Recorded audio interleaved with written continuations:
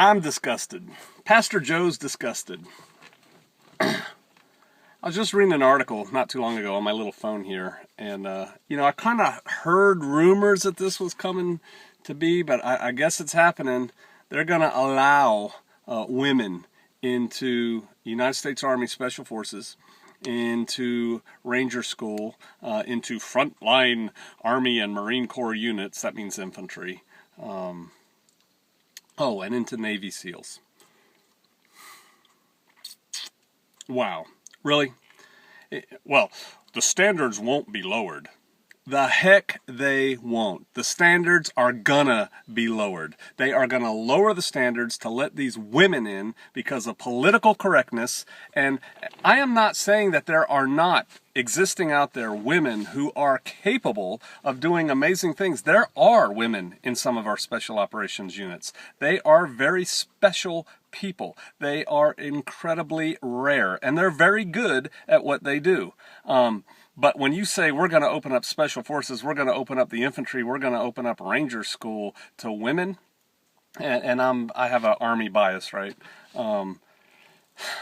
They're going to lower the standards. They are going to put pressure on commanders and NCOs, cadre of these schools. And they're going to say, I noticed that 99% of the women have failed your course. Obviously, you're not training them well enough if you can't get them to pass. And they're going to lower the standards. And when they lower the standards, our elite fighting forces are going to take the hit for it. It's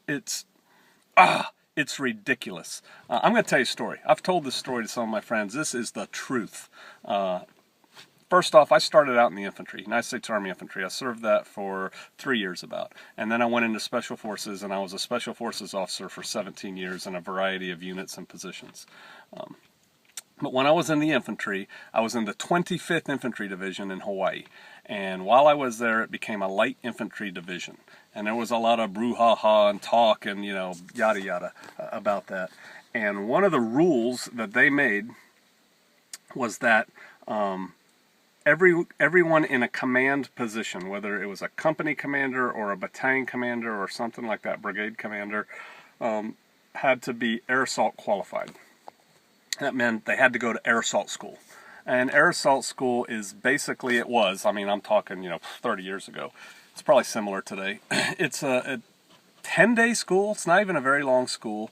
It was mildly physically challenging, nothing too horrible, and they taught you how to do a couple things. They taught you how to rappel, off of towers, rocks, and out of helicopters, and they taught you how to sling load, which is you hook up slings to pieces of equipment like howitzers or connexes or something like that, and hook it up to a helicopter and let it fly away, all right, or deliver it to you where you are. So it taught you how to do those two things. And there were some physical things you had to do. There was physical training every day, and you had to meet minimum standards, and there was a 12-mile road march, and yada yada. Okay, so the standards were hard. The cadre in the 25th Infantry Division at the Air Assault School was very professional. They were very good cadre, and this was in the mid-80s.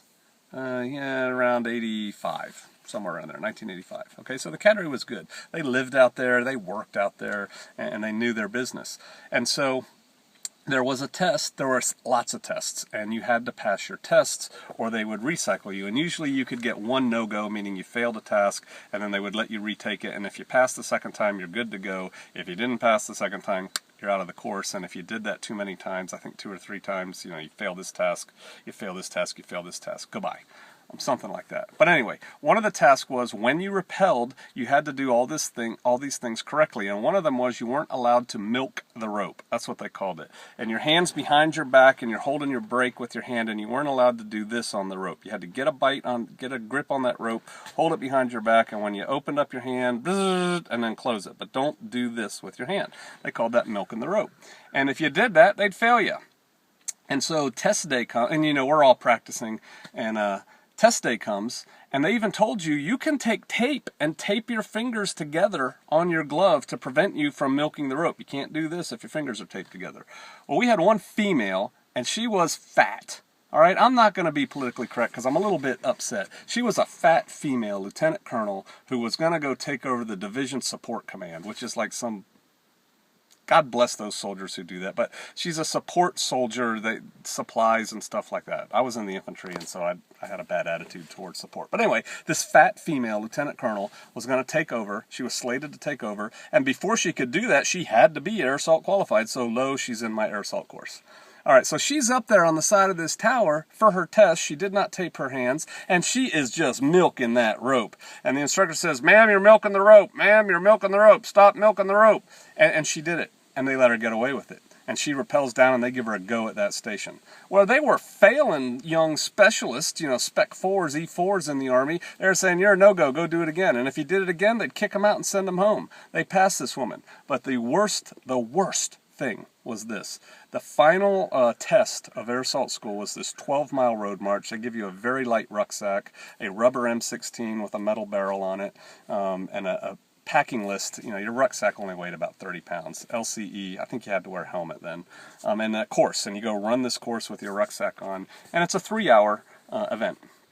And so I'm in this school with a friend of mine. Who I was a lieutenant. I think I was a first lieutenant. Might have been a second lieutenant. He was a captain. And we raced each other on the 12-mile road march, and I beat him by a little bit. I don't remember what my time was. You had 3 hours to do it. I probably did it in 2:20, 2:30, somewhere in there. I don't remember, but something like that. And it's tough, and you're tired, and you're hot when you get done.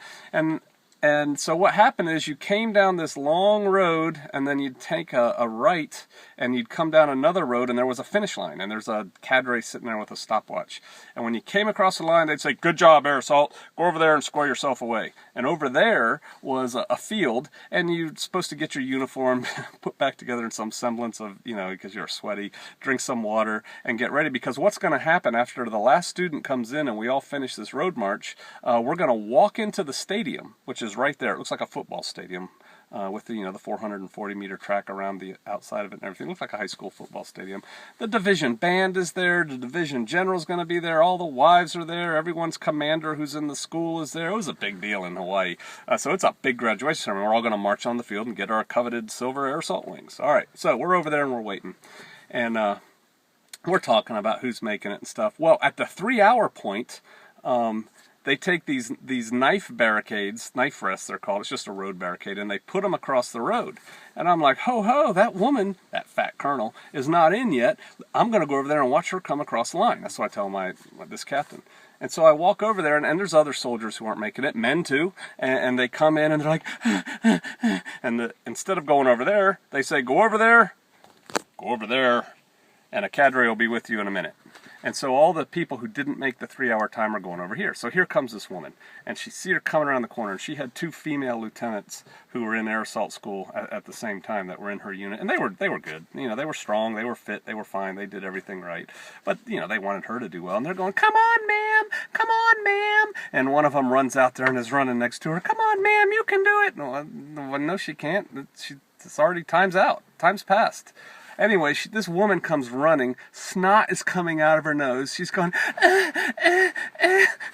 and she comes across the line, and she bends over, and she sticks the muzzle of her rifle into the mud. Which, if you're any kind of combat soldier, you know that. I don't care if it's a rubber M16. That's a no-go. You don't do that. And she's sitting there going, and she's crying. All right? She's crying. She's a lieutenant colonel. She's crying. Snot's coming down her nose. Her weapon's in the mud. And the cadre says, "Ma'am, go over there and have a seat. NCO will be with you in a minute."